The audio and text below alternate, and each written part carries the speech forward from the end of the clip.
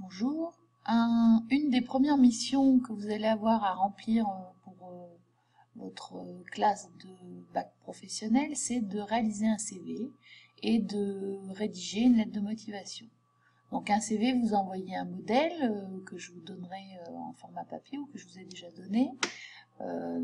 Donc on rappelle son nom, son adresse, on indique ce que l'on recherche et ensuite on indique aussi ses compétences, ses expériences professionnelles, les formations, langues et connaissances informatiques.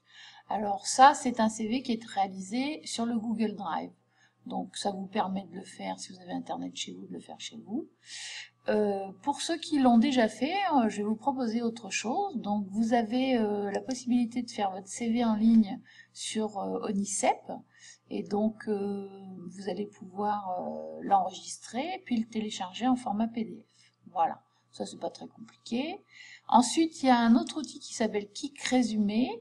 Et donc, alors, soit vous vous loguez, soit, vous créez un compte et vous vous loguez, soit vous essayez, voilà. Alors, la difficulté, c'est que c'est en anglais, mais bon, voilà. Donc, faites attention, il y a des mentions pro, donc là, c'est que c'est payant.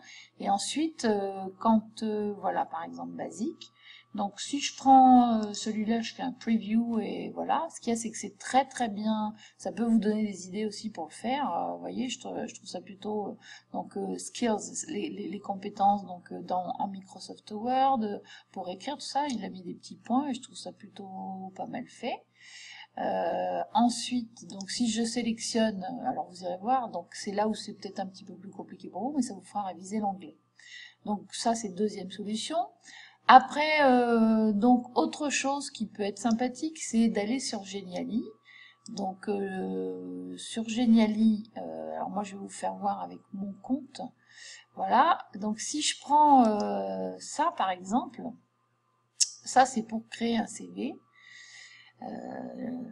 Ça met un petit peu de temps à charger, donc toujours la même consigne, soyez patient au lycée parce que c'est encore plus long au lycée. Donc si je fais preview, en fait c'est un CV qui est un petit peu, on va dire, interactif. Ça vous permet donc de mettre votre photo, d'indiquer des choses, donc quand est-ce que vous êtes disponible, où vous habitez. Alors vous voyez, il y a plusieurs, si je passe à la seconde, voilà, donc où est-ce que je suis née, qu'est-ce que je parle comme langue, voilà. Donc vous jetterez un œil, vous verrez comment ça s'articule et c'est plutôt sympathique à faire.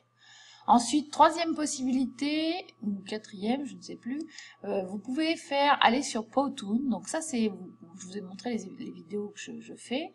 Et donc, avec Powtoon, vous faites alors vous avez droit à 5 premières animations.